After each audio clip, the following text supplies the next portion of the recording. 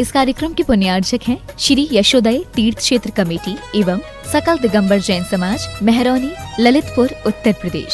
अध्यक्ष राजा चौधरी, महामंत्री राजेश मल्लया, कोषाध्यक्ष मुकेश सर्राफ, गौरव अध्यक्ष श्री कोमल चंद्र सिंघई, श्री प्रशांत सिंघई, परम शिरोमणि संरक्षक श्री निशांत जैन, श्री रॉबिन जैन, शिरोमणि संरक्षक श्री आमोद चौधरी, श्री वीरेंद्र डोंगरिया, परम संरक्षक श्री आलोक चौधरी, श्री विनोद सर्राफ सीए।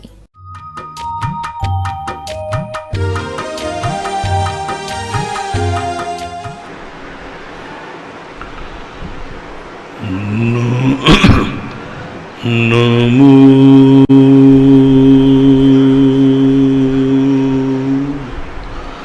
अरिहन्ताण,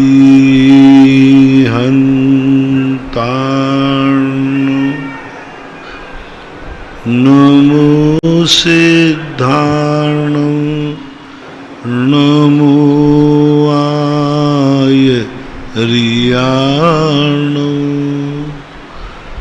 नमो वज्रायाण, नमो लोये सवसावूर्ण।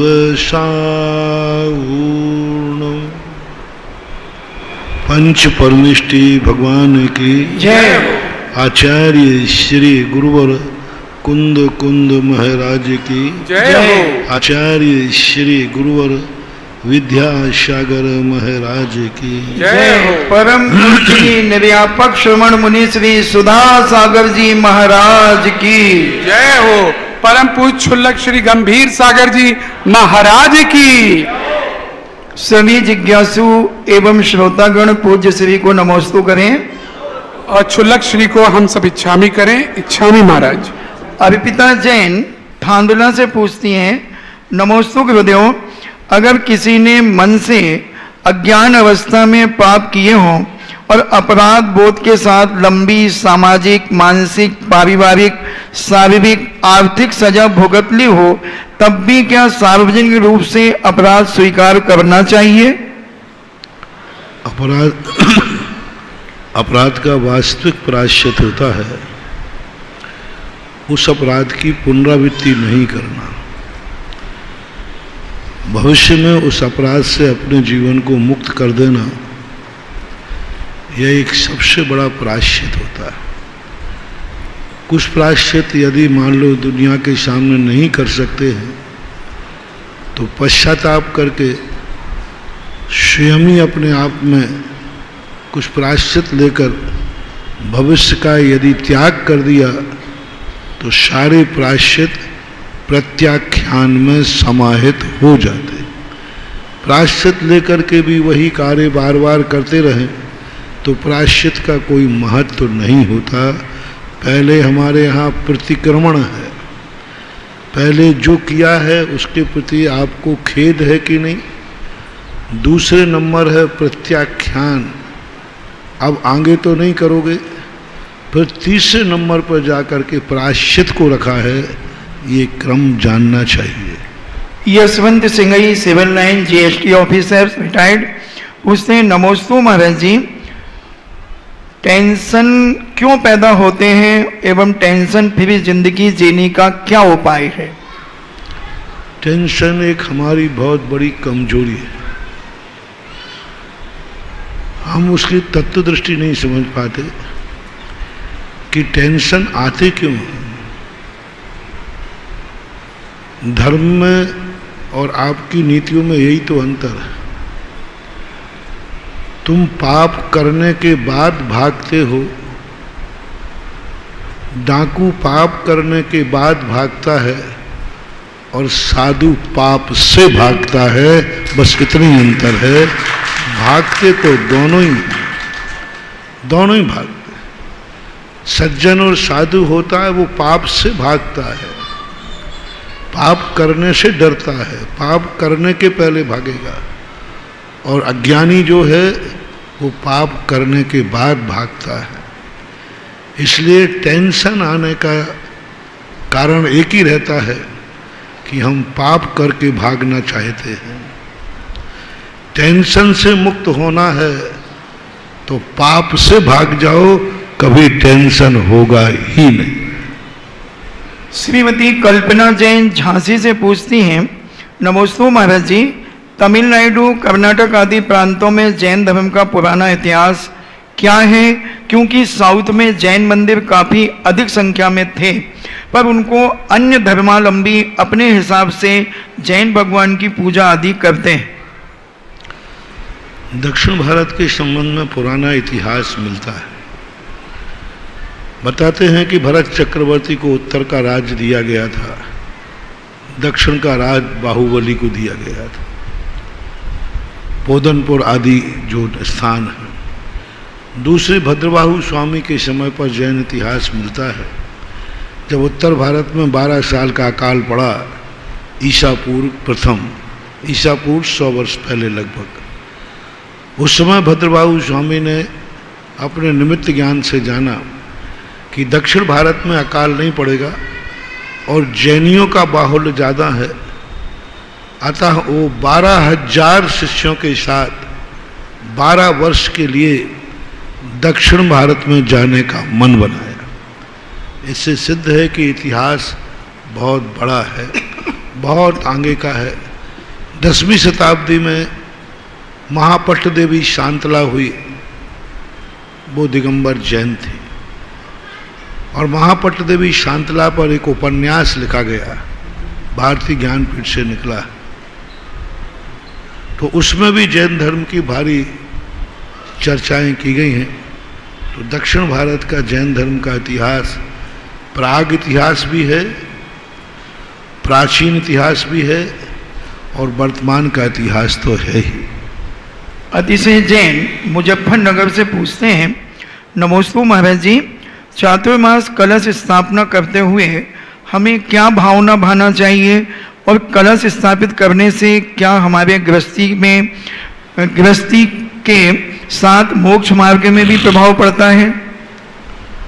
जब हम भगवान और गुरु का मंगल चाहेंगे तो तुम्हारी जिंदगी का तो मंगल अपने आप हो ही जाएगा। सबसे पहले हमें अपने गार्जियन के, हमें इष्ट देव के संबंध में आपके क्या विचार है? 2 चीजें सामने आती। इष्ट देव से अपना मंगल करना और अपनी भक्ति से अपने गुरु का मंगल करना, दोनों में बहुत अंतर। हम बहुत बार भगवान से अपना मंगल चाहते हैं, भगवान मेरा मंगल करे, गुरु महाराज मेरा मंगल करे। लेकिन जब व्यक्ति के मन में ये भाव आता है कि नहीं, मैं चाहता हूं मेरे भगवान का मंगल हो, मेरे गुरु का मंगल हो, इस चातुर्मास का मंगल हो,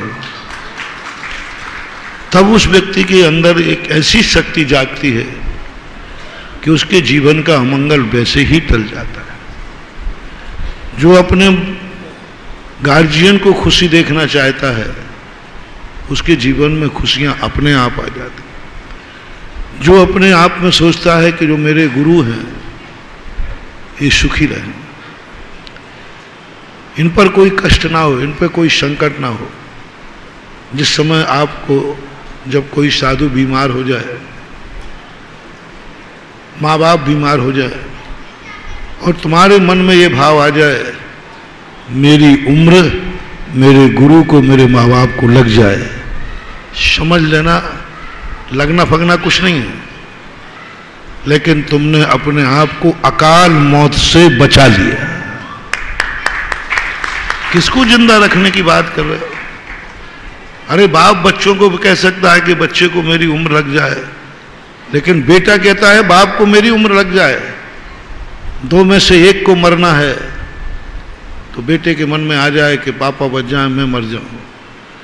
गुरु और शिष्य के बीच में जब ये बात आ जाए तो शिष्य के मन में एक भाव आ जाए कि मेरी उम्र मेरे गुरु को लग जाए, मरना पड़े तो मैं मर जाऊं, गुरु बच जाए। समझ लेना, समझ लेना, एक ऐसी अलौकिक शक्ति तुम्हारे अंदर प्रवेश कर गई कि तुम अब अकाल में मौत को प्राप्त नहीं हो सकते, क्योंकि तुमने किसका मंगल चाहा? सारी दुनिया गुरु से मंगल चाहती है। सारी दुनिया जब कष्टों में होती है गुरु को याद करती है, लेकिन गुरु में कष्ट आ जाए तो सारी दुनिया जब उनके लिए समर्पित हो जाती है। हनुमान क्यों जगत में प्रसिद्ध हुए? उनकी एक ही बात थी, मेरे आराध्य जो राम हैं, बस उनके जीवन में कष्ट ना आ जाए, मेरे जीवन में जितने कष्ट आना हो आ जाए। बस यही उनकी सबसे बड़ी भक्ति उनके लिए एक ऐसा अमर कर। तो ये जब कार्यक्रम होते हैं, इसलिए तो हम कहते हैं कि भगवान की खुशी में शामिल हो, भगवान की जन्म जयंती मनाओ। क्या मतलब है? भगवान को हम अपनी खुशी में शामिल बहुत बार करते हैं।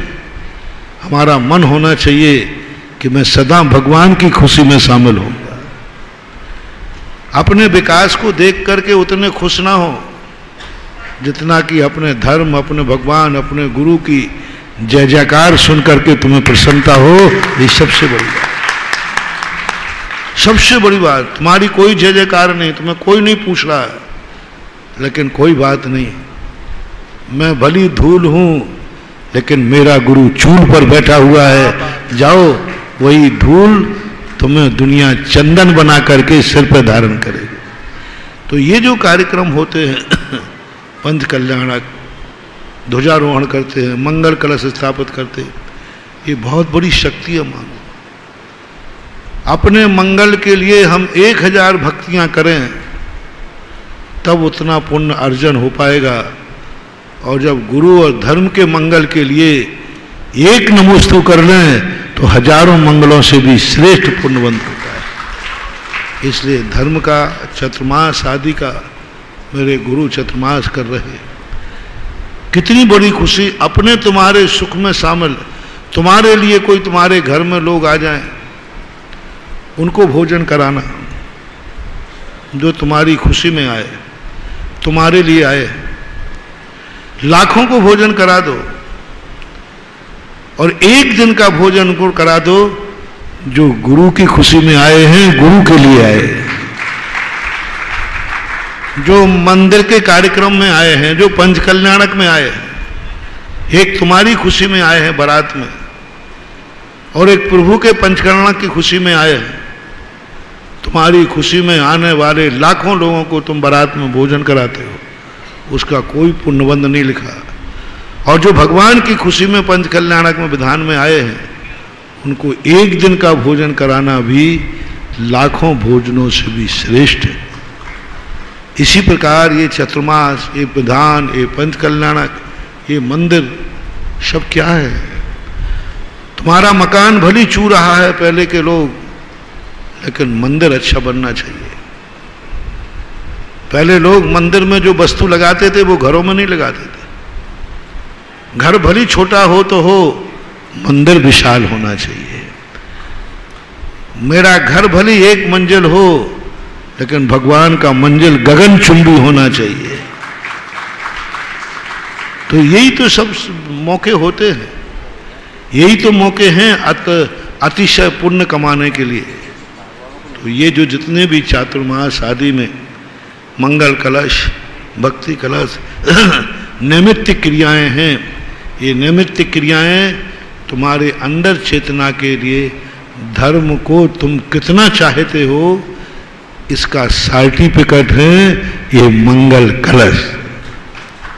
अर्पित जैन ईसागढ़ से पूछते हैं, नमोस्तु गुरुदेव, अगर कोई मुनिराज जी आहार चर्या के लिए प्रातः काल की बेला में उठ गए हैं और किन्हीं कारण से उन्हें विधि नहीं मिली है, तो क्या वो मध्याह्न में दूसरी बेला में आहार के लिए उठ सकते हैं? काठ की हंडी द्वारा नहीं चढ़ती, दिगंबर मुनि द्वारा नहीं उठता। एक बार यूं हो गया, बस यहाँ एंट्री हो गई, तुम आहार को गए, मिले या ना मिले, तुम्हारी एंट्री तो भगवान के हो गए, तुम आहार को उठ चुके हो। अब नहीं होगा। द्वारा उठने का कोई प्रावधान दिगंबर जैन मुनि को तो नहीं है। अब कोई ऐसी आपातकाल हो, ऐसी आपातकाल परिस्थिति हो, मरणासन की स्थिति हो, कोई साधु बीमार हो, कोई बात हो, उसको मार्ग में मत लेना। विपत्ति काले मर्यादा नास्ति। मार्ग नहीं है, बाकी बातें यथायोग की होती है। राजन जैन मेरठ से पूछते हैं, नमोस्तु महाराज जी, बैनर जी ने बताया था कि अरविंद भगवान के अनंत सुख और सिद्ध भगवान के अव्याभास सुख होता है। अनंत सुख में अव्याभास सुख बड़ा होता है। उन्होंने अरविंद भगवान के साता वेदनी का किंचित उदय बताया, असाता वेदनी का किंचित उदय बताया, 11 परिचय भी बताए। गुरुदेव, अरविंद भगवान को साता का उदय परिचय कैसे शेष रह गए? केवल ज्ञान के बाद तो दोनों के सुख में कोई अंतर नहीं होना चाहिए। अंतर होवे या न होवे, वेदना या सुख होवे या नहीं होवे, लेकिन कर्म के उदय को तो नहीं रोक सकते। साता सातेरवा, सादा सादेरवा, साता और असाता दोनों केवली भगवान के उदय में रहती है। वो अनुभव करें या ना करें, लेकिन कर्म का उदय है वो तो रहेगा। इसलिए अनंत सुख में और अव्याभास सुख में बहुत अंतर है। अनंत सुख ज्ञान की अपेक्षा है और अव्याभास सुख अनुभव की अपेक्षा है। वो अपनी भावी पर्याय को जान गए। जैसे किसी विद्यार्थी को रिजल्ट आने के पहले या नौकरी का ज्वाइन लेटर, इंटरव्यू में पास होने के पहले ही पता चल जाए कि मैं पास हो गया हूँ। अभी पास का रिजल्ट नहीं आया, लेकिन पक्का है पास हो गया। पूज्य गुरुदेव आचार्य महाराज कहा करते हैं कि एक व्यक्ति को कोर्ट से निर्णय मिल गया कि तुम्हें जेल से बरी किया जाता है, और उसका नोटिस उसके हाथ में पहुंच गया, लेकिन अभी जेल में ही है, जेली नंबर है, अभी 1-2 दिन और रहेगा, लेकिन कोर्ट से क्या हो गया? बरी। तो उसका सुख बताओ। जेल में है, लेकिन कोर्ट से पता चला है, कोर्ट ने बरी कर दिया, तुझे सजा माफ की जाती है, तो उसका सुख बताओ कितना है जेल में। बहुत। अब वो कहता अब तो छूट ही गए, अब तो उसको ये नहीं लगता कि मैं बंदी हूं, उसके चेहरे पे अलग, मैं तो छूट ही गया, लेकिन जेली नंबर है, अभी जेल में है। अरहंत भगवान का सुख कोर्ट से जो बरी होने का जो घोषणा हुई उसके समान है, भली अभी वो जेल में है, अभी शरीर पर उनका जेल है, आत्मा को 4 घातिया कर्मों का अभी उन पर बंधन है, अभी वो जेली नंबर है, मारगणाओं में आते हैं, संसारी प्राणियों में आते हैं, लेकिन उनको नियम से जीवन मुक्ति मिल गई। अब वो जाकर के अब जन्म मरण नहीं करेंगे, जन्म मुक्ति मिल गई। अब जीवन से जो मुक्ति है वो थोड़ी देर के लिए और रुकेंगे। तो कोर्ट से निर्णय होने पर जेल में सूचना मिलने का जो सुख है वो अरहंतों का सुख है, और जेल से छूटकर घर आ जाने का जो सुख है वो सिद्ध महाराज का सुख है। दोनों में इतना अंतर जानना चाहिए। कैलाश चंद जैन अलग धाम नगर उज्जैन से पूछते हैं, नमोस्तु महाराज जी, हम गृहस्थ लोग भगवान की भक्ति करते समय अपने भाव कैसे रखना चाहिए, और क्या हम अपनी संसार की भावनाओं भी उस भक्ति में रख सकते हैं? हमने सदा कहा है कि हम ये न सोचें कि भगवान मेरे किस काम में आएंगे, हम ये सोचें कि हम भगवान के किस काम में आ सकते हैं। हम ये न सोचें कि गुरु मेरे किस काम में आएंगे, हम ये सोचें कि मैं गुरु के किस काम में आ सकता हूँ। हम ये ना सोचें कि धर्म मेरी जिंदगी में क्या काम में आएगा, मेरी जिंदगी धर्म के क्या काम आ सकती है, यह सोचें। हनुमान ने यही तो सोचा था। हनुमान की भक्ति इतनी प्रखर क्यों हो गई? उन्होंने कभी नहीं सोचा कि श्री राम मेरे किस काम में आएंगे। सदा हनुमान सोचते रहे कि मैं राम के किस काम में आ सकता हूं। बस यही जो सोच हमारा है, यही सोच हमें अमर कर देता है। हमारी हमेशा नीयत खराब क्या होती है, हर व्यक्ति से संबंध बनाते हैं, इससे मुझे क्या मिलेगा। बस एक सबसे बड़ा वीक पॉइंट, कई बार मैं अन्यत्र प्रवचन दिए कि हमें दुनिया से क्या मिलेगा, कभी ये भाव नहीं आता हूं मैं इसको क्या दे सकता हूं।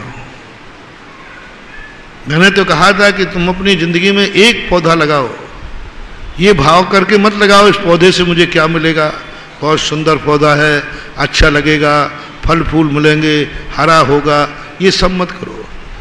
बस एक बात करो, इस पौधे को मैं क्या दे सकता हूँ, मुझे इस पौधे से कुछ नहीं चाहिए, मैं तो इसको हरा भरा देखना चाहता हूँ। बस वो पौधा 6 महीने के अंदर अंदर तुम्हारा इतना मीत हो जाएगा कि तुम जंगल में होगे और वो यहाँ से एनर्जी देना शुरू करेगा तुम्हें सुरक्षित करने के लिए। तो हमें सबसे पहले ये सोचना है कि मेरी जिंदगी, जिनसे मैं संबंध बनाए हुए हूँ, उनके कितने काम आ सकती है, मैं कितना कर सकता हूँ। हे प्रभु, मैं कितना कर सकता हूँ आपके लिए, धर्म के लिए मैं कितना आगे बढ़ा सकता हूँ। यह भाव यदि तुम्हारा भक्ति में आ रहा है तो धर्म बढ़े या नहीं बढ़े, तुम दिन दूने रात चौगुने बढ़ते जाओगे। सुभाष जैन रोहिणी दिल्ली से पूछते हैं, नमोस्तु महाराज जी, जो भगवान के समो शरण में त्रियंच गति के जीव होते हैं, तो क्या वे स्वयं ही त्रियंच आते हैं या देवकृत आभियोग जाति के देव वहां पर त्रियंच बनकर के बैठते हैं? नहीं, ओरिजिनल त्रियंच होते हैं, पैदल चल के जाते हैं। शास्त्रों में ऐसा उदाहरण है, मेंढक का उदाहरण तो है ही। कोई देवता नहीं ले जाते, वहाँ किसी को बुलावा नहीं आता, कोई बुलावा नहीं होता। समो शरण में सब लोग अपनी मर्जी से शुता ही जाते। चलिएगा, अब जिज्ञासा समाधान के लाइव सेशन में आप सभी का स्वागत है। अभी अभी यहाँ जिज्ञासा के संबंध में बड़ा सुंदर प्रकरण आया। किसी ने पूछा था कि मंगल कलश क्यों स्थापित किया जाता है, और पूज्य गुरुदेव ने बहुत ही सुंदर उत्तर दिया था। गुरु के मंगल को, चातुर्मास के मंगल को, धर्म के मंगल को, इस भावना के साथ ये कलश स्थापित किया जाता है। और जितने भी लोग हम देख रहे हैं पूरे आगरा चातुर्मास में, प्रत्येक व्यक्ति कोशिश कर रहा है। बड़े से बड़ा कलश तो लोगों ने रखा, हम एक छोटा सा कलश जिसकी राशि मात्र 1.11 कलश रखी गई है, उसको रख दे, जिससे हमें कोई ना कोई धर्म का लाभ हो। बड़ा ही अच्छा वो है। और पहली घोषणा आज की आ चुकी है। श्री कुमार जैन, हर्ष कुमार जैन, निशा जैन, रूपाली जैन, जॉन जैन, अवागर, बहुत बहुत साधुवाद। अगर वो हो यहाँ पर तो स्थापित भी कर सकते हैं। और एक बात और इसी संदर्भ में मैं आप सबको कह सकता हूं, हम कैसे सेवा करें।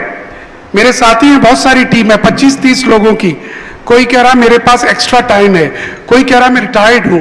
सारे लोग, कोई कार्यालय संभाल रखा है, किसी ने भोजनशाला में संभाल रखा है, किसी ने कोई व्यवस्था संभाल रखी है। ये भी वैयावृत्ति है, ये भी सेवा है, ये भी वर्षा योग को ऊंचा उठाने का तरीका है। जब हम खुद अपने अतिथि को हाथ जोड़कर अंदर वेलकम करें, भोजन कराएं, उसका आनंद अलग है।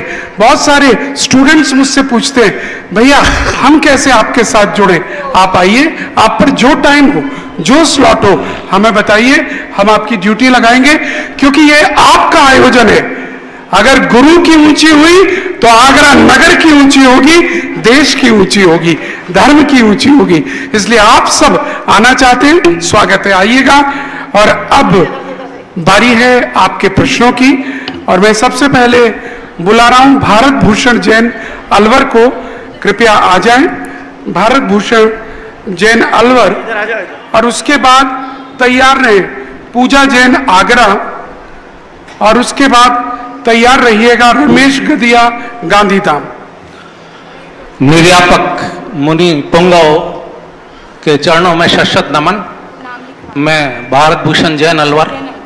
मुनि श्री, मेरी जिज्ञासा है कि श्री शांतिनाथ भगवान के अर्घ में आया है कि शांतिनाथ पंचम चक्रेश्वर, इसमें जो पंचम चक्रेश्वर की उपाधि जो दी गई है वो बाकी और 23 तीर्थंकरों को भी मिली है, और इस पंचम चक्रेश्वर का क्या तात्पर्य है? कृपया जिज्ञासा का समाधान करने की कृपा करें। चक्रवर्ती 12 होते हैं, तो 12 चक्रवर्तियों में 5वें नंबर के चक्रवर्ती आप थे, भरत चक्रवर्ती, और आगे जाकर के जो सगर चक्रवर्ती, उसके बाद होकर के ऐसे 5वें नंबर के चक्रवर्ती शांतिनाथ भगवान थे। और फिर उसके बाद कुंथनाथ, अरयनाथ आदि हुए, तो ये उनके पंचम चक्रवर्ती होने का एक संज्ञा है। नमस्ते मनीषी। इसके बाद पूजा जी आ जाएं और तैयार रहिएगा रमेश गदिया गांधीधाम, और इसके बाद तैयार रहिएगा अक्षय जी जैन आगरा। नमोस्तु गुरुदेव, इच्छामि गुरुदेव।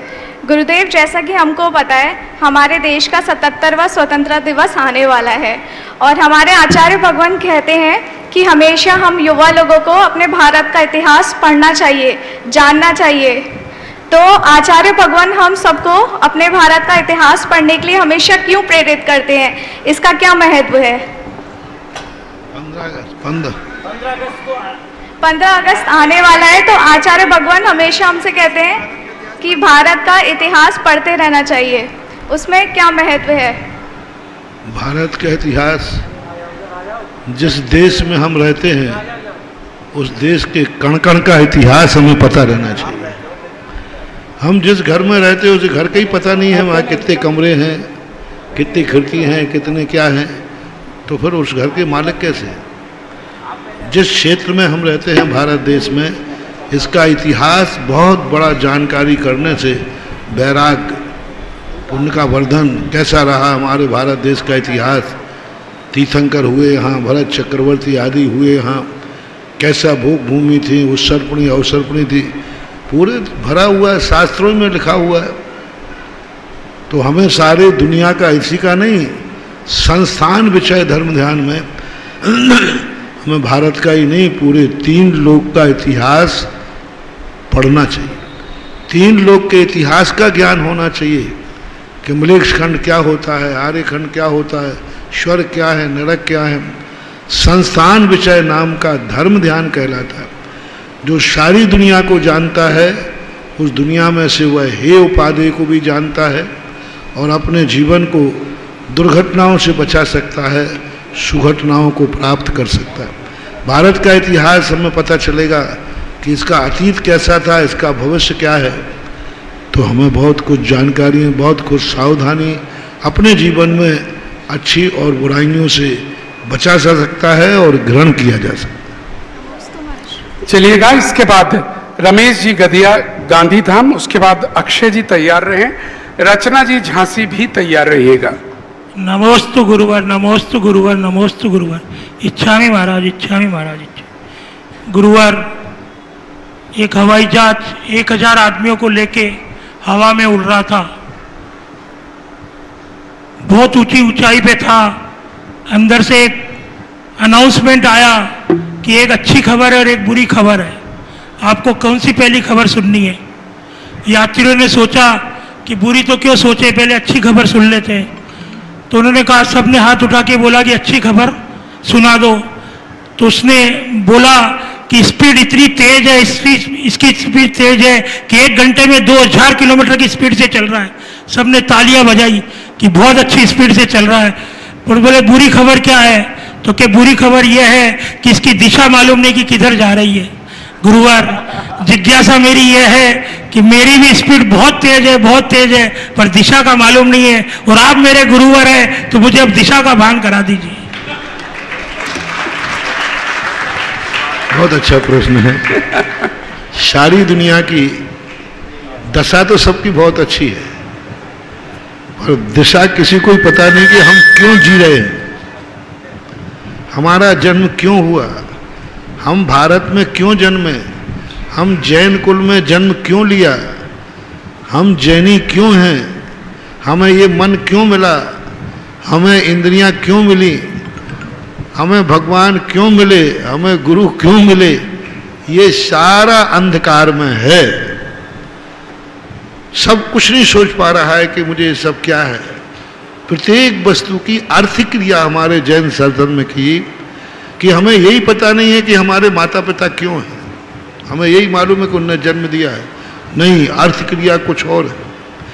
माता पिताओं को मालूम नहीं कि बेटा क्यों है, उसकी अर्थ क्रिया अलग है। तो हम अर्थ क्रिया से अनभिज्ञ होते हैं। हमें कोई भी दिशा में चलने के पहले ये देखना, कोई अभी मेरा प्रवचन चल रहा है कि तुम कहाँ उड़े जा रहे हो, चलो मेरी बात मान जाओ कि उड़ना बंद करो, थोड़ा रुको, अपनी इच्छानुसार मत चलो, किमिक्षिक घोड़े मत दौड़ाओ। लेकिन यदि नहीं मानता है मन, तो बस इतना सा ध्यान रखो, जिस दिशा में तुम जा रहे हो थोड़ा चलने के पहले पता कर लो कि इसके पहले भी कोई चला है कि नहीं, और वो यदि चला है तो उसके हाल चाल क्या है, वो मंजिल पे पहुंचा है कि रास्ते ही में निपट गया है। इसको बोलते प्रथमान योग। आप ग्रस्तों को प्रथमान योग इसलिए दिया क्योंकि आप लोगों की रफ्तार इतनी तेज है लेकिन दिशा भ्रम है, और प्रथमान योग हमें वो दिशा देता है कि जैसे बिगड़ी हुई गाड़ी जंगल में हो और एक अच्छी गाड़ी, लाइट वाली गाड़ी यदि आगे मिल जाए तो उसके पीछे गाड़ी डाल देने पर वो गाड़ी भी ठिकाने पहुंच जाती है। इसलिए पूज्यवर समंत भद्र महाराज ने इसलिए कहा कि तुम कैसे हो, क्या हो, इस संबंध में विचार मत करो, तुम सच्चे देव साध गुरु के पीछे अपनी गाड़ी डाल दो, बिना लाइट की भी होगी तो भी पार हो जाए। बस आगे देव साध श्रद्धा नाम परमार्था नाम मापता गम तपोभृताम, बस इन तीन लोगों के पीछे देख लो, इनके पीछे अपनी गाड़ी डाल दो, तुम्हें दिशा की जरूरत ही नहीं। दिशा देखा गुरु, दिशा देखेगा भगवान, आगे चलने वाला दिशा देगा, पीछे वाला तो बस उसकी लाल रेड लाइट देख करके घुमाते जाओ बस। आगे क्या है वो कौन देखेगा, आगे वाला। इसलिए गृहस्थ के लिए भगवान, गुरु, शास्त्र ये सब दिशा देखेंगे, तुम तो उनके पीछे अपनी गाड़ी अटका दो और चलने दो।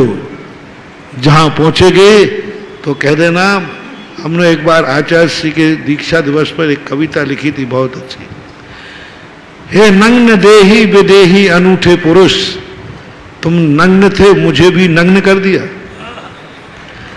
ये मैंने भी जान लिया, मान लिया, नग्नता वस्तु का स्वभाव है, न वस्तु का विभाव है। लेकिन बोलो, तुम्हारी मति की नकल, तुम्हारी अकल की नकल मेरी अकल ने की है, तुम्हारी अकल की नकल हमारी अकल ने की है, अतः बोलो कहां खड़े रहना है। जो तुम्हारी गति सो हमारी गति, तुम्हारी अकल की नकल मेरी अकल ने की है, अतः जो तुम्हारी गति सो हमारी गति, बोलो कहां चलना है या यहीं खड़े रहना है, बस यही चीज तुम्हारे लिए है। नमस्ते गुरु, क्योंकि कुछ नहीं होता, अपने तुम दिशा देख ही नहीं सकते, क्योंकि तुम्हारी जिंदगी में चारों तरफ से इतना कोहरा रहता है कि कोहरे में दिशा दिखती नहीं है। बस आगे वाला जो है वो सही, उसको पहचान लो और उसके पीछे गाड़ी डाल दो, अपने आप मंजिल पर पहुंच जाओ। और अब मैं आवाज देना चाहूंगा अक्षय जी, और अक्षय जी का एक परिचय और कराऊंगा। आप आगरा के प्रमुख समाज सेवी स्वर्गीय मनोहर लाल जी जैन के सुपुत्र हैं, और महाराज जी को याद होगा 30 वर्ष पहले वर्णी जी कह के महाराज जी उन्हें पुकारा करते थे, और काफी महाराज जी के सामने कई प्रश्न किया करते थे। उन्हीं के सुपुत्र हैं ये, और वर्तमान में शौरीपुर बटेश्वर कमेटी के उपाध्यक्ष भी हैं। अक्षय जी। नमोस्तु महाराज जी, नमोस्तु महाराज जी, नमोस्तु महाराज जी, इच्छामी छुटलक जी, इच्छामी छुटलक जी, इच्छामी छुटलक जी। महाराज जी मेरा प्रश्न ये है कि आपने अभी कहा कि पहले पैर में ही आर होता है, उसके बाद आर नहीं होता है, मगर मैंने तो दूसरे पैर में, तीसरे पैर में भी आर दिया है। चलो चलो ठीक है, पूछो आप। प्रश्न पूरा, ते प्रश्न है ना।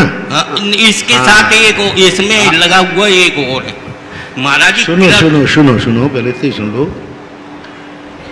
दूसरी बार में आहार होता है तो पहली बार वो पूरा प्रश्न नहीं सुना था आपने। जो पहली सुबह उठ गए हैं फिर आहार नहीं मिला तो क्या दोबारा उठ सकते हैं? और जो सुबह टाइम नहीं उठे वे दोपहर में उठे तो कोई बाधा नहीं है। लगता है झपकी आ रही थी। आपने हम लोग सम्मेद शिखर की यात्रा में यही कहा हमेशा 1:30 बजे के बाद ही आहार होते। 4:30 बजे तक साधु आहार को उठ सकता है शाम को। कब से? सुबह 8:30 से लेकर के 11:30 तक, 11:45 तक, और शाम को 1:15 बजे के बाद 4:30 बजे तक साधु आहार को उठ सकता है, लेकिन 2 बार नहीं उठ सकता, 1 बार उठेगा। ठीक है। सूर्योदय के 72 मिनट पहले और सूर्योदय के 72 मिनट बाद। महाराज जी एक क्वेश्चन और है मेरा, कृत्य कारक अनुमोदना। कृत्य कारक अनुमोदना से मेरा मतलब ये है कि हमारे चातुर्मास की रसोई 8 बजे तक नो चल रही है। आज तक नो मैंने ऐसा नहीं, जैनो अजैनो सिद्धांत के विपरीत है ये बात। महाराज जी आप तो ये प्रश्न तुम अपनी कमेटी से करो तो अच्छा है, ठीक है, मेरे से करने की अपेक्षा। ठीक है, बिल्कुल एक कमेटी से कहो, इसका ध्यान दिया जाएगा। और कमेटियों के ऊपर एक जिम्मेवारी है। चलिएगा, और रचना जी जैन झांसी आ जाएं, और इसके बाद सुनो अब रात के 8 बजे मैं सामायिक करने जाऊंगा, तुम्हारा रसोई देखने जाऊंगा। एक महाराज थे, सुनो, एक महाराज थे, वो क्या करते थे, चौके में जब आप बाहर जाओ तो अपने साथ पानी भरवाने जाते थे, और पानी भरवा करके रसोई जब बनती थी तो वहीं बैठकर स्टूल लगा करके पूरे बैठे थे। पूरा चौका तैयार होकर के फिर अपने सामने कपड़े से ढकवाते थे, फिर शुद्धि करने आते थे, फिर आहार को उठते थे। अब वो महाराज मुझे टकरा गए, तो वो मैंने देख लिया, मैंने कहा महाराज जी क्या कर रहे हैं? अरे पानी भरवा। मैंने क्यों? अरे महाराज इन श्रावकों का क्या भरोसा, एक बूंद यदि सही नहीं छाना तो, कहीं गलत छान दिया तो, पतले छन्ने से छान दिया तो महाराज गड़बड़ हो जाएगा। फिर मैं कहा ये बात ठीक है। तो वो कुएं पे पानी भरवाने जाते थे, साथ सामने पानी छनवाते, फिर चूल्हा जलाते। अरे महाराज इन्होंने कहीं कोई घुनी लकड़ी लगा दी तो, इन्होंने अशुद्धि में भोजन बना दिया तो, और यदि कोई बर्तन आदि नीचे रख दिया तो अशुद्ध हो जाएगा। इसलिए सब हमने कि महाराज जितने में आप शुद्धि करने आए उतने में चूहा कूद गया तो, कोई बिल्ली कूद गई तो, अरे ये तो मौत हमने तो। अब बोलो, अब चौके में तुम शुद्ध अशुद्ध हो, मैं तुम्हारा पीछा कहाँ तक करूं? हमारे पास तो इतना ही कहा महाराज ने, उनने कह दिया मन शुद्धि, वचन शुद्धि, काय शुद्धि, बस। अब कल से हम रसोड़ा देखने की सोचूंगा यहाँ के बाद, फिर वहां जाकर के फिर देखूंगा। ऐसा थोड़ी, गृहस्थों के काम गृहस्थों को करना चाहिए, और साधुओं को बता करके तुम बहुत बड़ी भूल कर लेते। आपको कमेटियों को बताना चाहिए, गृहस्थों को बताना चाहिए।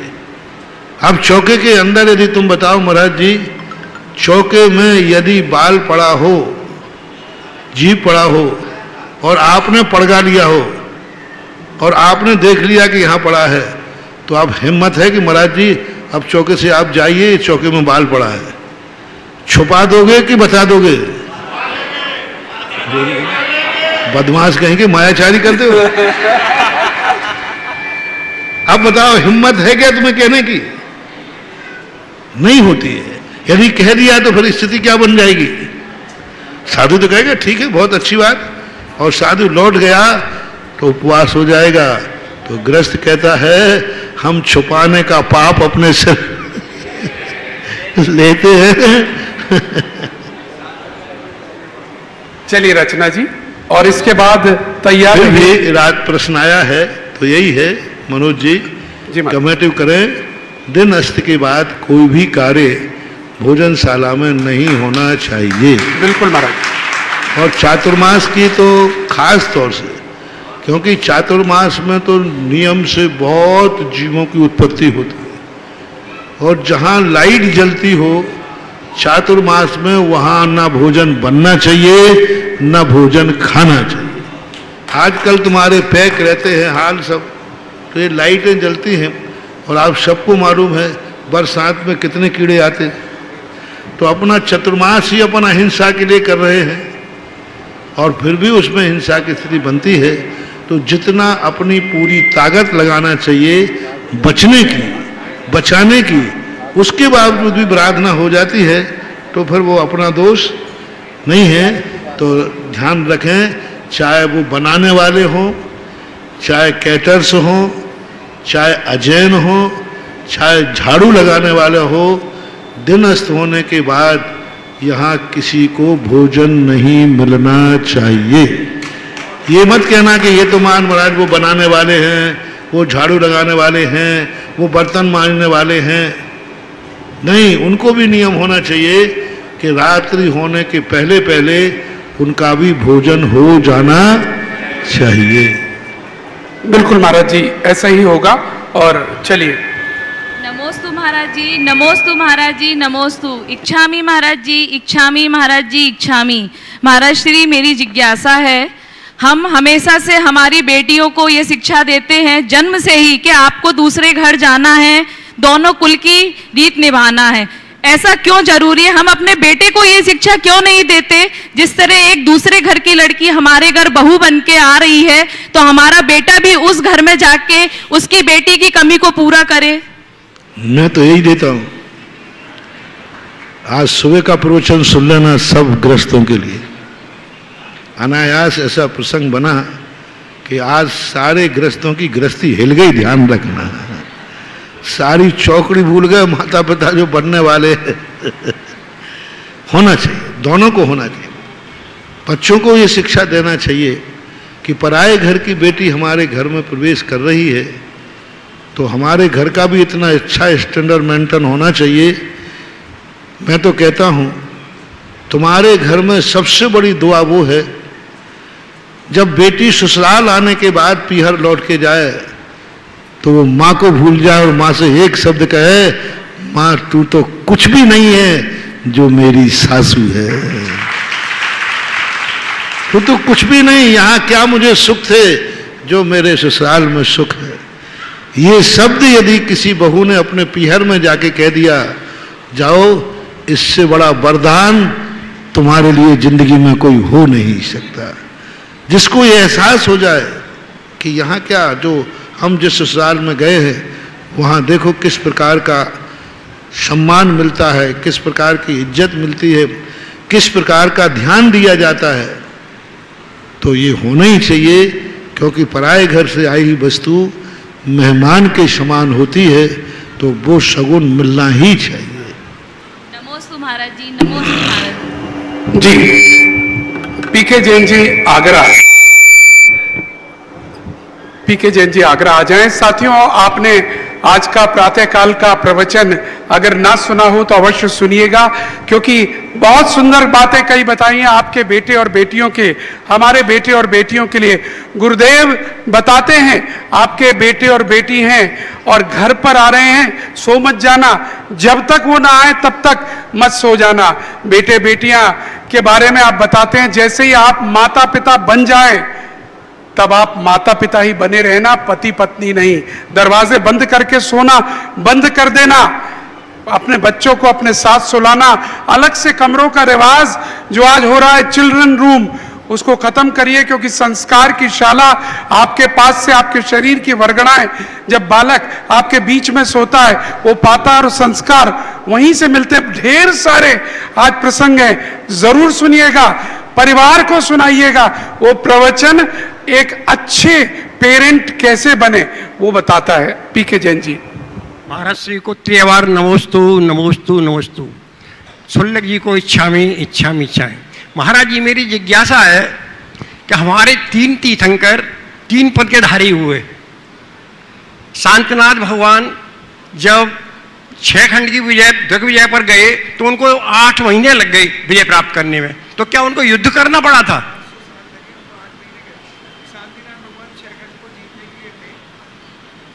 तो नहीं, 800 साल इसलिए करे, जो जैसे कई लोग हैं कहीं घूमने ही जाना पड़े तो लोग थोड़ा आराम से जाते हैं घूमने और कई दस्तूर पूरा करके लौट आते हैं। तो कई चक्रवर्ती तो घूमने गए तो उनको कई दिन लगे। भरत चक्रवर्ती को 60,000 वर्ष लगे थे इसी 6 खंड को जीतने में, और शांतिनाथ भगवान को 800 वर्ष लगे, 8 महीने नहीं, 800 वर्ष लगे। 800 वर्षों में पूरा 6 खंड का राज उन्होंने जीता। अयोध्या जिस दिन छोड़ी थी उसके 800 वर्ष बाद लौट के आए। भरत चक्रवर्ती 60,000 वर्ष के बाद अयोध्या लौटा था पूरा जीत करके। कुंदकेनाथ को 600 और 400 ऐसे कम होते गए काल। तो ये इनकी विशेषता रही है, उम्र उस प्रकार की होती थी। तो जिज्ञासा ये है कि तीर्थंकर को युद्ध करना पड़ा? नहीं, कहीं नहीं युद्ध। तीर्थंकर के युद्ध की, भरत चक्रवर्ती के संबंध में युद्ध की चर्चा आती है, लेकिन जब राजाओं ने सुना कि हमारा राजा चक्रवर्ती ही नहीं तीर्थंकर है, क्योंकि तीर्थंकरों के 2 कल्याणक तो सबको मालूम थे, जन्मा भी, तो सारे 6 खंड के राजा तो अपने देश में तीर्थंकर को आते देख करके पहले से ही साष्टांग नमस्कार कर रहे थे। इसलिए तीनों तीर्थंकरों के लिए अवभाग्य मान करके सबने उनको प्रणाम किया। तीर्थंकर हमारे राज्य में आ रहे, देश में आ रहे हैं, तो कोई राजा ने उनके प्रति युद्ध करने की कोई बात नहीं की। देवताओं ने भी, जो विजयार पर्वत में जो देवता थे जो वृषभगिरी की रक्षा करते थे, जहाँ प्रशस्ति लिखी जाती है, उनको भी जब पता चला कि चक्रवर्ती नहीं तीर्थंकर भी हैं, तो वे राजा भी उनके सम्मान के साथ उनका नामांकन किया था। नमोस्तु महाराज, नमोस्तु। चलिए श्रीमती मधु जैन कमला नगर आ जाएं और इसके बाद तैयार रहें ललितपुर से काका बस सर्विस। नमोस्तु गुरुदेव, नमोस्तु नमोस्तु। इच्छा में महाराज जी, गुरुदेव मेरी जिज्ञासा ये है कि हम स्वाध्याय करते हैं सैद्धांतिक ग्रंथों का, रात्रि में नहीं कर सकते, ऐसा कुछ निषेध है? रात्रि में हम स्वाध्याय नहीं कर सकते जिन सैद्धांतिक ग्रंथों का, तो क्या YouTube पर हम उनका स्वाध्याय कर सकते हैं, सुन सकते हैं? रात्रि में संधि काल को छोड़ करके कर सकते हैं, रात्रि में स्वाध्याय शाम का समय छोड़ करके फिर कर सकते हैं। जी, नमस्ते गुरुदेव। चलिए काका बस सर्विस ललितपुर। अच्छा, और इसके बाद कमल जी जैन झांसी, तैयार रहिएगा। मेरे आराध्य गुरु को कोटि कोटि सा नमस्तु इच्छामि। महाराज जी, आपका आशीर्वाद इतना फला, हमें इतना फला कि आपने 21 का बोला था तो 21 ही पूरे हो गए थे हमारे। लेकिन महाराज जी उसके बाद एक अच्छी घटना और हमारे घर घटी कि जो बहू को 911 पॉइंट खून हुआ था, डॉक्टर ने भी मना करा, अपने आप हो गया था। उसके बाद एक और महाराज जी, मतलब जब नाती हुआ, जिज्ञासा ही है महाराज जी, जब नाती हुआ था तो आपने तो आशीर्वाद दिया ही था। उसके बाद बेटे को सपना आया कि आचार्य श्री समेशागार योगसागर तीनों महाराज जी हमारे घर पे आए और नाती को बुलाया और आशीर्वाद दिया। तो महाराज जी ऐसा क्यों? और जिज्ञासा ये है, बहुत बढ़िया है, बल्ले बल्ले है, और क्या है? तो 3 आशीर्वाद मुझे हो। अच्छा, और महाराज जी ये 10वें गुण स्थान, छपक छेड़ी चलते चलते 10वें गुण स्थान से 10वें गुण स्थान पे चढ़ते हैं, और चढ़ते चढ़ते जब 11वें गुण स्थान पे जाते हैं उसके बाद एकदम नीचे क्यों गिर जाते हैं, ऐसा क्यों? इसके 2 कारण पूज्य जब वीरसेन स्वामी महाराज ने लिखे जय धबला की 4थी पुस्तक में, परिणाम पक्षीण है, काल क्षीण है। 2 कारण। 11वें गुण स्थान का काल जब पूर्ण हो जाता है तो आगे जाने का कोई रास्ता ही नहीं है, तो पीछे लौटना पड़ता है। दूसरा कारण परिणाम पक्षीण है। परिणामों की विशेषता है कि व्यक्ति उत्कृष्ट पर ज़्यादा देर नहीं रुक पाता, उसको उतरने के लिए ही ज़्यादा परिणाम बन जाते हैं। इसलिए 2 कारणों से किया। परिणामों की ऐसी विचित्रता होती है, इतनी ऊंचाई से गिरना पड़ता है। एक और महाराज जी, पहले के आदमी कच्चे मकानों में रहते थे और रिश्ते बहुत पक्के होते थे, लेकिन आजकल बहुत पक्के मकान होते और रिश्ते कमजोर हो रहे हैं, ऐसा क्यों? एक ही चीज तो पक्की होगी, चाहे दिल पक्का कर लो, चाहे मकान पक्का कर लो। ऐसा चलिएगा। श्रीमान कमल जी जैन झांसी, और पूछना चाहूंगा AK Singh ji city magistrate Agra क्या है क्या इस वक्त पंडाल में? चलिए। हाँ, परम उपकारी जगत पूज्य गुरुदेव भगवान के पावन पुनीत चरणों में सत सत नमोस्तु। परम पूज्य छुल्लक जी के चरणों में एक क्षामी। गुरुदेव, मेरा प्रश्न धार्मिक क्षेत्रों में कार्य कर रहे सामाजिक संस्थाओं और उसके पदाधिकारियों के उत्तरदायित्व के संदर्भ में है। जब पदाधिकारी सार्वजनिक जीवन में और सार्वजनिक तौर से गुरु के सामने किसी कार्यों को करने का संकल्प ले लेते हैं, लेकिन कमजोर नेतृत्व की क्षमताएं या बात की गंभीरता को ना समझते हुए गुरु की आज्ञा का अवहेलना होती है, अवज्ञा होती है। इस उल्लंघन अथवा अवज्ञा का क्या दोष है सामाजिक जीवन में और धार्मिक जीवन में? क्या होते हैं, मुंह देखी करते हैं, साधुओं के सामने अच्छे बने रहते हैं और साधु जाने के बाद बोले अब तो गए महाराज, अब तो क्या कोई लौट के थोड़ी आ रहा है। और साधु कोई कोर्ट के थोड़ी करते। कई लोग होते हैं मुंह के सामने बहुत अच्छी बातें करते, पूंछ पीछे बुराई करते हैं। मुंह के वो होते ना कई लोग कि जब इंस्पेक्टर सामने आता है तो वो पुलिस वाला क्या यूं करता है और जैसे आगे निकल जाता तो यूं करता है। ऐसे ही कुछ लोग होते हैं। और कुछ लोग इतने गंदे होते कि महाराज के सामने तो मना कर देते। एक कूटनीति कहलाती है, दूसरों से कह देते हैं देखो मैं तो मना करूंगा लेकिन तुम मानना मत, मानना मत। ये चाणक्य नीति थी। भैरव सिंह शेखावत कहा करते थे, बोले अपनी ही पार्टी का किसी व्यक्ति को गिराना है तो विपक्षी से कोई प्रश्न उठवा दो। बोले अपन तो उठा नहीं सकते, कोई पार्टी का है, किसी विपक्षी से उठवा दो। ये बहुत बड़े खतरनाक लोग होते हैं जो स्वयं तो गुरु की शिष्य में अच्छे बने रहते हैं और वो ही सबसे ज़्यादा खतरनाक पीछे से कहते देखो मैं तो महाराज के सामने हाँ बोलूँगा नहीं, ना बोलूँगा नहीं, लेकिन तुम बोल देना, मैं भी तुम्हें मनाऊंगा कि नहीं नहीं महाराज कह रहा तो मान जाओ, लेकिन मान मत जाना, मान मत जाना। ऐसे लोग भी होते हैं। अब ये लोग नहीं समझ रहे हैं कि जब ये कर्म उदय में आएगा तब सामने बैठा बैठे गुरु भी कुछ नहीं कर पाएंगे, भगवान भी कुछ नहीं कर पाएंगे और ऐसी स्थिति बन जाएगी कि आंसू पहुंचने वाला भी कोई नहीं मिलेगा। फिर चाहे नमोकार मंत्र पढ़ लेना, कुछ भी कर लेना। तो इस प्रकार के लोग होते हैं। गुरु से कपट, मित्र से चोरी, या हो निर्धन। हाँ, बहुत सारे लोग बहुत बदमाश लोग होते हैं। मुंह के सामने बिल्कुल इतने बढ़िया बनते हैं और पीठ पीछे उनके में रहते। मैं तो उसको सबसे अच्छा मानता हूं जो सामने भी जैसा है पीठ पीछे भी वैसा है। नहीं मानना तो सामने सीधा कहते थे साहब ये कार्य मैं नहीं कर पाऊंगा, ये नहीं हो पाएगा, आई एम सॉरी। मुझे उसको बहुत अच्छा लगता है, वो व्यक्ति बहुत अच्छी ऊंचाइयों पर पहुंचेगा। सीधा कह दिया साहब ये काम नहीं हो पाएगा, मैं नहीं कर पाऊंगा, और ये हो ही नहीं सकता। दूसरे को भड़का के पाप करना, दूसरे को कहना अच्छा है तू आना ही मत। वो चुनाव होता है ना तो बोर्ड में मूक समर्थन, अपन को वोट डालना ही नहीं, तो ऐसे हो जाते। तो इन लोगों की स्थितियां अच्छी नहीं होती, ये बहुत अशुभ कर्म होते हैं। हमेशा माँ बाप के सामने, गुरु के सामने अपनी शक्ति को कभी भी छुपाना नहीं चाहिए।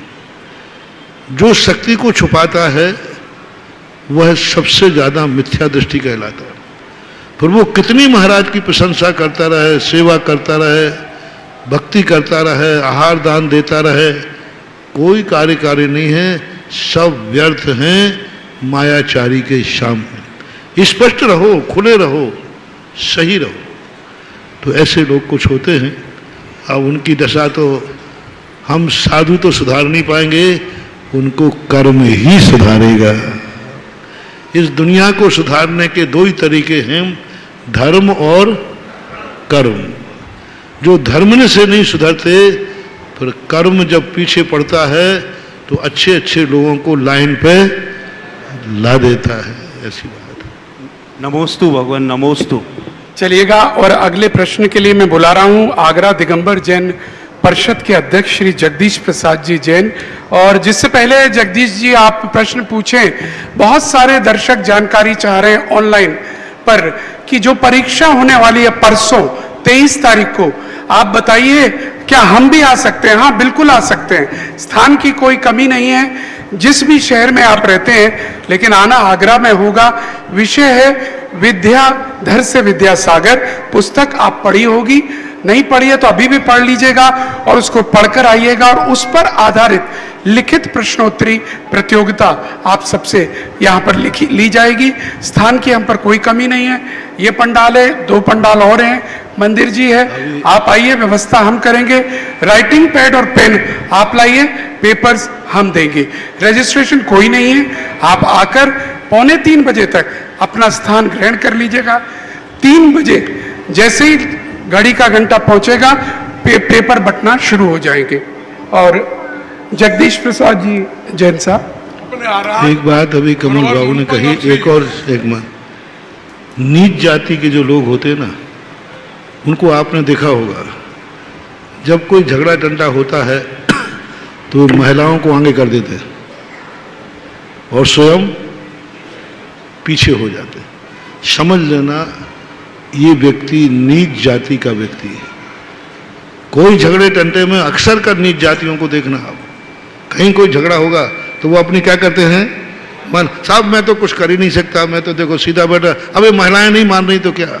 और उच्च जाति का लक्षण होता है, जब भी झगड़ा होगा पुरुष महिलाएं कमरे में बंद होगी और पुरुष छाती तान के सामने खड़ा होगा, ये उच्च जाति का लक्षण है। आप बताओ, जैनियों में यदि कोई झगड़ा हुआ तो आप लोग आगे आते हो कि महिलाओं को आगे करते हो? और नीच जातियों में बस यही कायरता होती है। जो सच्चा नेता होता है वो कहता है कि नहीं, सदस्य लोग कुछ नहीं, मैं कहूंगा। और नीच जाति का नेता होता है, बोले देखो साहब महाराज के सामने मैं तो कुछ बोलूंगा, मैं तो महाराज को हाँ कहना पड़ेगा, नहीं तो मेरी नेतागिरी खत्म हो जाएगी। और इनका नाम भी क्या नाम है, तो वो कह रहा मैं तो सब हाँ करूंगा, लेकिन तुम लोग पीछे से डटे रहना, नहीं करना तुम लोग। ये नीच जाति के नेता कहलाते हैं। और उच्च जाति का नेता कहलाता है, नेता हूं मैं, खुद इसके लिए कार्य करने के लिए संकल्पबद्ध हूं और मैं करूंगा। तो ऐसे स्थानों का जो स्थिति होती है, उसी से समाज का विनाश होता है। और अंत में वे छोटे लोग इतने छोटे होते हैं, वे धीरे से कह ही देते हैं, महाराज हम नहीं चुप बैठे हैं, हमें ये नेताजी तुम्हारे पास घूम रहे हैं ना, इन्हीं ने मना किया है कि तुम मानना मत। वो कह देते हैं, क्योंकि छोटे से लोग, छोटी बुद्धि है, छोटी बुद्धि में ज्यादा देर नहीं टिकने वाली। तुम कुछ भी कह देना, वो तुरंत कह दें कि हमसे ऐसा कहा गया। तो बहुत ज्यादा नहीं विश्वास करने योग्य होते हैं, इनकी पोल पट्टी एक दिन खुल ही जाती है। चलिए जगदीश जी, अपने आराध्य गुरुवर मुंडपंगम श्री सुदासागर महाराज जी के श्री चरणों में नमोस्तु नमोस्तु नमोस्तु। शुल्लक श्री गंभीर सागर जी महाराज के श्री चरणों में इच्छामि इच्छामि इच्छामि। हे गुरुवर, मेरी ये जिज्ञासा है कि ग्रह 9 प्रकार के ग्रह बताए हैं, ग्रह नक्षत्र का हमारे जीवन में प्रभाव पड़ता है क्या? ग्रहों के आधार पर अभी नवग्रह मंदिर भी बन गए हैं, पूजन विधान भी होते हैं, और जैन धर्म का सिद्धांत अकाट सिद्धांत है कि जैसा पूर्व हमने किया है वो कर्म उदय में आते ही आते हैं। तो क्या हमारे जीवन में हम पूजन विधान जो करते हैं ग्रहों के, क्या उससे हमारे जीवन में प्रभाव पड़ता है क्या? इसके संदर्भ में आप जब बीमार होते हैं, बुखार आता है, तो बुखार को कौन बताता है? थर्मामीटर। थर्मामीटर लगाते ना जी जी, तो थर्मामीटर दिखाता है कि आपको इतनी डिग्री बुखार है। थर्मामीटर में बुखार नहीं है। उसको बुलाऊं क्या? इसी प्रकार ये ग्रह जो हैं थर्मामीटर का काम करते हैं कि तुम्हारे कौन से कर्म का उदय आने वाला है, ये थर्मामीटर के समान संकेत देते हैं। ज्योतिष शास्त्र भी जैन आचार्यों ने 12 अंगों में है, और उनमें ग्रहों का जो कुछ भी लिखा है हमारी डायरी को बिफोर टाइम, जैसे जांच मशीन पे आपको भेजा जाता है तो जांच मशीन ये बता देती है आपको ये फलानी बीमारी है, इसका रिएक्शन ये होगा, इसका फल ये होगा। ऐसे ये ग्रह हमारी जिंदगी में कौन से कर्मोदय में आने वाले हैं उसकी पहले से घोषणा करने की ताकत रखते हैं। जैसे मशीन में कहते भाई इतने समय पर आपको ये सिस्टम दिख रहे हैं, इसका अर्थ है आपको ये बीमारी भी आ सकती, सिस्टम को देखकर। ऐसे ये ग्रह हमारी क्रियाकलाप के सिस्टम को देख करके भविष्य की घोषणा कर देते हैं। इतनी मारना, ये कुछ अच्छा बुरा नहीं करते, ये अच्छे, जैसे थर्मामीटर अच्छा बुरा नहीं करता, ऐसे ये ग्रह अच्छा बुरा नहीं करते। तो ऐसा, और हम इन ग्रहों के माध्यम से जान करके फिर पूजा पाठ इसलिए करते हैं कि जिससे जो अनर्थ होने वाला है वो पाप पुण्य में बदल जाए। ऐसा थोड़ा मान्यता में अंतर है कि ये ग्रह अच्छा बुरा करते हैं, ये अच्छा बुरा नहीं करते। नमोस्तु। चलिएगा, और अंतिम 2 जो वक्त वो बुला रहा हूँ प्रश्नकर्ता, परी जैन आ जाएं और उसके बाद आ जाएं श्री संजय जैन भरूच। परी आ जाएं। और एक बार मैं पुनः परीक्षा के बारे में बता दूं, 23 तारीख को परसों जो परीक्षा होने वाली है उसके लिए हमारे को एक टीम वॉलंटियर्स की चाहिएगी। अगर कोई भी वॉलंटियर्स आना चाहते हैं, जुड़ना चाहते हैं, कृपया इस परीक्षा में जो हमें सहयोगी बनकर आएँ वो हमसे संपर्क कर लें। नमोस्तु महाराज जी, नमोस्तु। इच्छामी चुलक जी, इच्छामी महाराज जी। कई बार ऐसी स्थिति बन जाती है जब मंदिर में दर्शन करने जाएं तो लघु शंका या दीर्घ शंका के लिए जाना पड़ता है और स्नान आदि करके शुद्धि नहीं कर पाते, तो मंदिर में जा सकते हैं क्या उसके बाद? देखो, शुद्धि तो होना ही चाहिए, लेकिन लघु शंका और शौच करने के बाद मंदिर में तो जाते ही हैं आप लोग, शाम को जाते हैं, करते हैं, बस वहाँ की वस्तुओं का स्पर्श नहीं करना चाहिए, द्रव्य नहीं धोना चाहिए, और भी आदि जो कार्य हैं जो शुद्ध वस्त्रों में करने योग्य क्रिया मंदिर की है वो क्रिया नहीं करना चाहिए। जिन कर्मों के लिए करते हैं तो आप लोग शौच लघु शंका जाकर के, अभी ये सभी इन्हीं कपड़ों से आप लोग लघु शंका गए होंगे कि नहीं, फिर भी आप मंदिर में जाते हैं, यहाँ भी आते हैं, शौच भी गए होंगे तो भी मंदिर आते जाते हैं। तो वो मंदिर की एक मर्यादा है, तो उसको मर्यादा के अनुसार ही काम करना चाहिए। शुद्ध वस्त्रों में जो कार्य किया जाता है वो कार्य नहीं करना चाहिए। महाराज जी, जिनवाणी को छू सकते हैं क्या? आप तो छूते ही हो, पर छूना नहीं छुए तो शुद्धि करने के बाद क्या कपड़े अशुद्ध हो गए कि मात्र शुद्धि के लिए गए थे? नहीं, कपड़े तो अशुद्ध हो ही गए। जब लैट्रिन में गए तो कपड़े शुद्ध हो ही गए। नहीं, ऐसे जाने में तो सभी छू रहे, सभी स्वाध्याय करते हैं, साथ छूते। सुबह मुझे जो शास्त्र भेंट करते हो आप लोग, शुद्ध कपड़ों में कि वैसे सामान्य कपड़ों में? सामान्य कपड़ों में, और लघु शंका शौच करके आते ही है। तो जिनवाणी एक ऐसी चीज है जो द्रव्य नहीं है, पर्याय है, तो उसको उस मान भूमिका में लेकर के छूने में ऐसी कोई बाधा नहीं।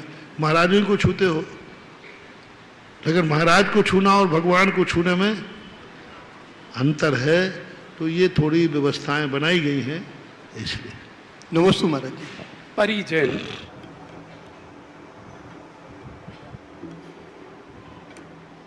नमोस्तु गुरुदेव। हमारी जिज्ञासा ये है कि जो भी हम कुछ याद करते हैं वो हम बहुत जल्दी भूल जाते हैं, तो ऐसा हम क्या करें कि हमें बहुत लंबे समय तक वो याद रहे? अब दुनिया भर की बातें तो नहीं भूलते, किसी से झगड़ा हो जाए तो बातें नहीं भूलते हैं, याद रखना चाहिए।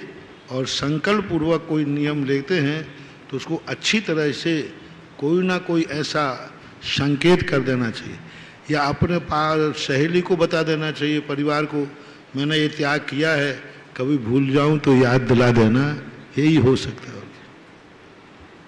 चलिएगा, और जिज्ञासा समाधान का आज का ये अंक यहीं पर समापन करते हुए आरती के लिए आना चाहेंगे, लेकिन आरती के पुण्य एक मिनट रहिएगा।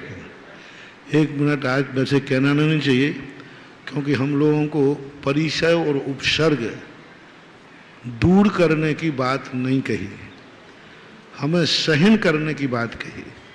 कि जितना उपसर्ग और परिचय आवे, तो हमारे शास्त्रों में कहा तुम दूर करने का भाव नहीं करना, सहन करना। तो सहन तो करता हूँ, लेकिन कभी कभी सहन से बाहर हो जाता है। एक उपसर्ग चल रहा है यहाँ पर, कहना तो नहीं चाहिए, सहन करना चाहिए। आहार के समय जिस ढंग से आप लोग आहार दे रहे हो, थोड़ा सा सोचो, विचार करो। बिल्कुल, मैं तो सहन करूंगा, मुझे तो कोई आपत्ति नहीं, लेकिन आप लोग जिस ढंग से आहार दे रहे हो, जिस ढंग से भीड़ कर रहे हो, जिस ढंग के दे रहे हो, क्या सही में पुण्य कमा रहे? ना शुद्धि बोल रहे हो, ना शुद्धि है, एक दूसरे पे घच्चम घच्चा कर रहे हो। आहार और धर्म की क्रिया ऐसे होना चाहिए, एक दूसरे के शरीर का स्पर्श नहीं होना चाहिए, चाहे भली शुद्ध कपड़े क्यों ना हो। आप जिस ढंग से, वैसे ही गर्मी का समय है, और आगरा की गर्मी तो कुछ है, ऐसा अनुभव कर रहा हूँ, विशेष अनुभव। ऐसा लग रहा है कि ऐसी गर्मी तो मई और जून में भी नहीं लग रही थी जैसी यहाँ लग रही है। बिल्कुल बिल्कुल। तो थोड़ा सा आप यदि व्यवस्था बना सकें तो आपकी कृपा हो जाए, तो थोड़ा सा परिचय कम कर दो, क्योंकि मेरे सहन के बाहर हो रहा है। बाकी करोगे तो मैं कुछ नहीं कर पाऊंगा। एक व्यवस्थित करो। देखो, रात की भैयावृत्ति मैंने 4 दिन 8 दिन देखी, और मैं घबरा गया कि नियम से मुझे 1 दिन फ्रैक्चर हो जाए। 2-3 बाल तो हमारे लुची गए, नाखून भी लग गए। तो मैंने कहा भाई, और किसी की चिंता करूं या नहीं करूं, ये पैर मुझे बड़े कीमती हैं, यदि ये पैर सलामत रहे तो झांसी से अगर आ गए। फिर मैंने थोड़ा सा प्रयास किया और लाइन लगा के भैयावृत्ति कराई, तो सबको अच्छी तरह से मिल रहा है और हमें भी बहुत शांति मिल रही है। ऐसे ही आहार में यदि हो जाए कि एक व्यवस्था ऐसी बनाए, सबसे पहले तो एक नियम लिया जाए, जो वॉलंटियर व्यवस्थाओं में जाते हैं उनके आहार देने का त्याग कराया जाए। वो क्या करते हैं, देने जाते हैं और स्वयं व्यवस्था करने जाते हैं, और उसी में उनका नियम रहे 2 व्यक्तियों को साथ में लावे, एक व्यक्ति दिलावे और ससम्मान बाहर तक छोड़ने जावे तो होगा। अक्सर कर महिलाएं क्या दे करके वहीं घुस जाती है। और जो प्रतिदिन देने वाले लोग हैं, ये बहुत ज़्यादा कर रहे हैं, प्रतिदिन जाकर के और डिस्टर्ब करते। चौका वाला तो 1 आध गिलास दे देवे तो बलिहारी है, अन्यथा आप चौके वालों से खुद पूछ लो। बोल इसलिए नहीं सकते वो, क्योंकि वो भी दूसरे चौके में जाते हैं। इसलिए थोड़ी सी यदि अनुशासन बन जाए, शब्द है मुझे कोई ऐतराज नहीं, लेकिन क्रम से आओ। मन शुद्धि, वचन शुद्धि, काया शुद्धि, आहार जल बोलो, हाथों को धो लो। हाथ भी नहीं धुल रहे, पल्ला पकड़ रहे हैं, एक दूसरे को पकड़ रहे हैं, पसीना पहुँच रहे हैं और फिर आहार दे रहे हैं। हमें ज़्यादा नुकसान नहीं, हमें तो मन शुद्धि वचन शुद्धि बोल दिए, निर्णय हो गया, लेकिन नुकसान तुम्हारा है, तुम्हें बहुत नुकसान है। इसलिए व्यवस्था हो सके तो ठीक। और अभी गर्मी बहुत पड़ रही है, ज़्यादा दूर चौकों में मत ले जाएं। कल शुल्लक जी कहीं गए थे तो इन्होंने अपने हाल सुनाए, तो मैं तो वैसे ही डर गया मन के। सही बात है।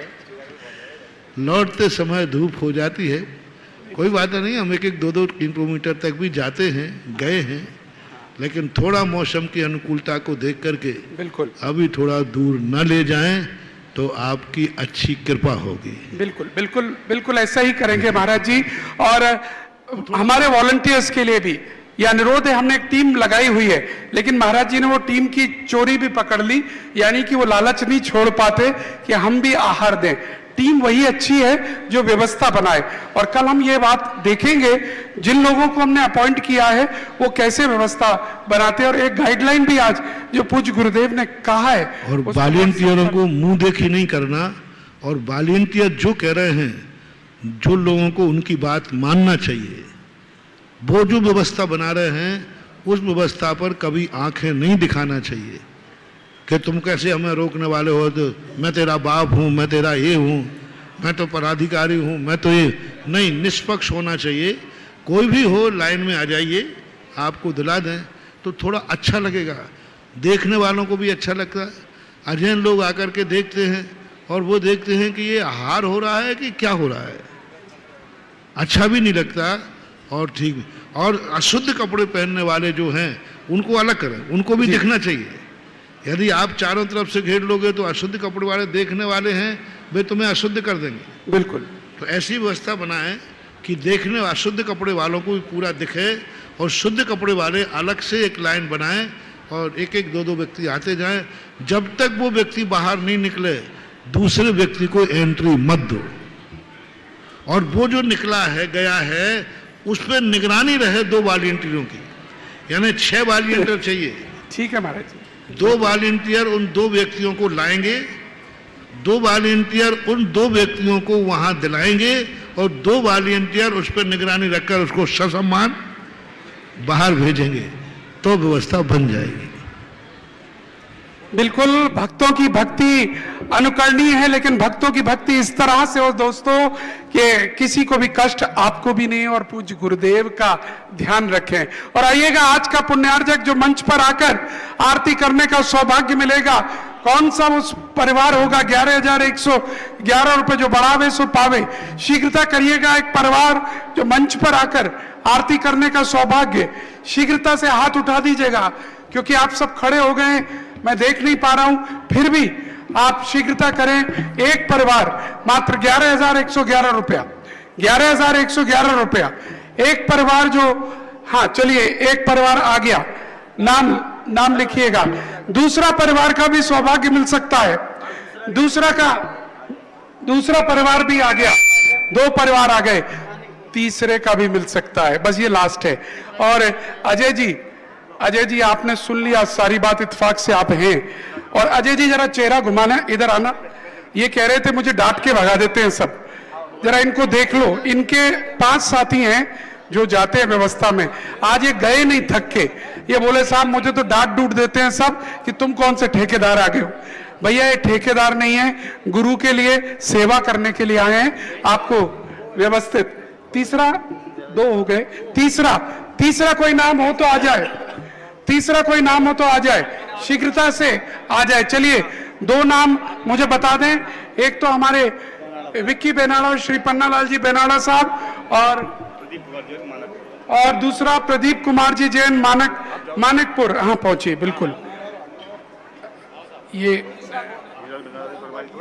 हाँ बिल्कुल,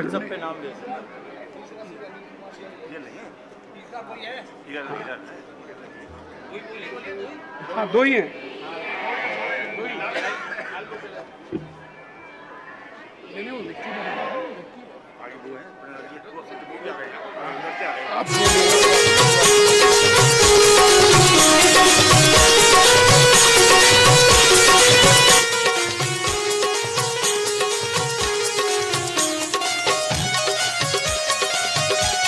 आइएगा, बेनाड़ा परिवार पूरा ऊपर आ जाए, सभी बेनाड़ा परिवार के लोग ऊपर आ जाए।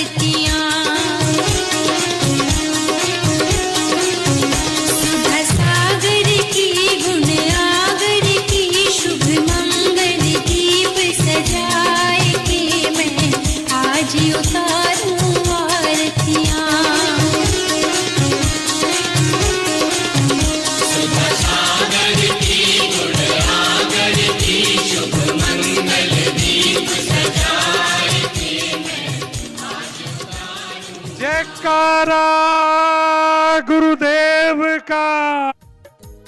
इस कार्यक्रम के पुण्यार्चक थे श्री यशोदय तीर्थ क्षेत्र कमेटी एवं सकल दिगंबर जैन समाज मेहरौनी ललितपुर उत्तर प्रदेश। अध्यक्ष राजा चौधरी, महामंत्री राजेश मलया, कोषाध्यक्ष मुकेश सर्राफ, गौरव अध्यक्ष श्री कोमल चंद्र सिंघई, श्री प्रशांत सिंघई, परम शिरोमणि संरक्षक श्री निशांत जैन, श्री रॉबिन जैन, शिरोमणि संरक्षक श्री आमोद चौधरी, श्री वीरेंद्र डोंगरिया, परम संरक्षक श्री आलोक चौधरी, श्री विनोद सर्राफ CA।